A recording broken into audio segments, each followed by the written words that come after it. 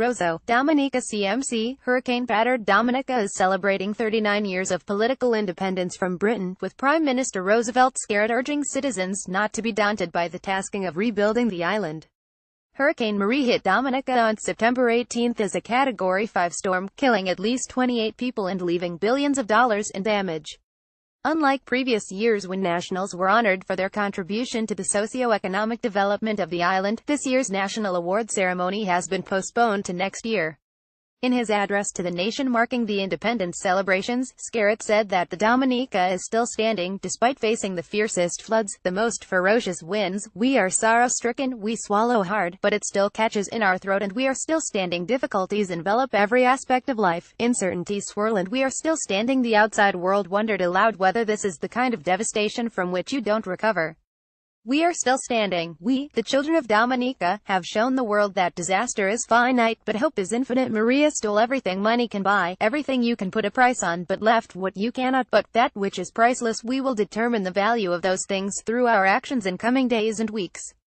A moment comes, but rarely in history, when a nation's soul is revealed. It told the Independence Day rally at the Windsor Park Stadium, attended by thousands of people, that how the island responds to this storm will define us, will make us, will become us. In this solemn moment, let us all, Dominicans who reside here or abroad, let us choose today to renew our pledge to the service of Dominica, her people and to all humanity.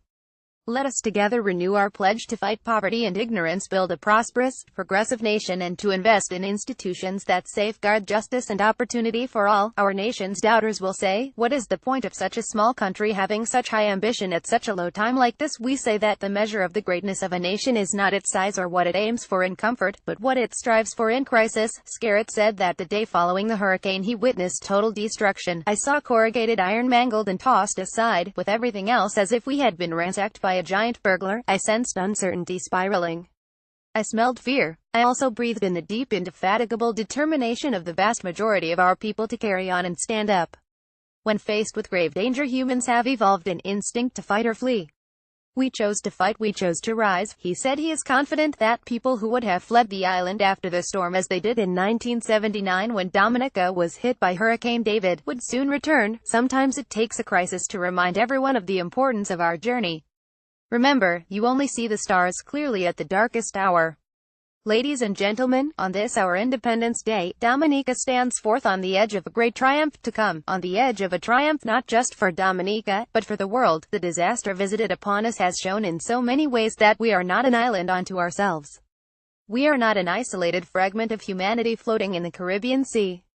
Humanity is tightly knit. The industrialization of others warmed the seas and brought hell and fury down upon us, but we will not be helpless victims of this world. Skerritt said humanity's development has shaped Dominica, and the island's response must help to shape humanity's course. It will be a measure of the maturity of our independence, of its meaningfulness, if we are brave enough and wise enough to accept that the challenge of our time is global warming and climate change. We must therefore grasp the opportunity to make a difference to the world, to shine a light onto the right path for our planet. We do not lightly choose to rebuild better or to build the first climate-resilient nation in the Anthropocene. The message has found us. We understand the task. We shall rebuild so as to bring a new hope into being for humanity. We must. We will. Our tryst with humanity's destiny is not a chance thing, but he also acknowledged that the task before the island is formidable, adding, we have lost an estimated 200% of our GDP, gross domestic product, and our goal is to rebuild better, not just to replace what was lost. We must use the opportunity to move quickly to 100% resilient and renewable energy. We must rebuild almost all of our schools and clinics in a smart, climate-resilient way. We must build new roads, bridges, and put in place slope interventions. We must coordinate our rebuilding so that our cables run underground alongside this new infrastructure. Skerritt outlined new plans for the redevelopment of the island, saying there are moves to establish the Climate Resilient Economic Agency of Dominica CREAD to support the rapid implementation of the plans once they are funded. He said following his visit to the United States, London and Brussels over the last few weeks, more than 50% of the funding needed to rebuild the island had been forthcoming, and that we will be presenting our plans to a partners conference in New York later in the month to help raise part of the rest. We will support the private sector as it rebuilds and restores. We will facilitate insurance payouts, the importation of rebuilding materials, the forbearance of lenders, and clamp down on price gouging. For the balance of the resources, we are pursuing innovative financial instruments that link the restoration of the rainforests and protection of our marine environment to new resources for rebuilding. It will require careful, thoughtful, strategic planning carried out at lightning speed, because we do not have the luxury of time. It will take unity of purpose.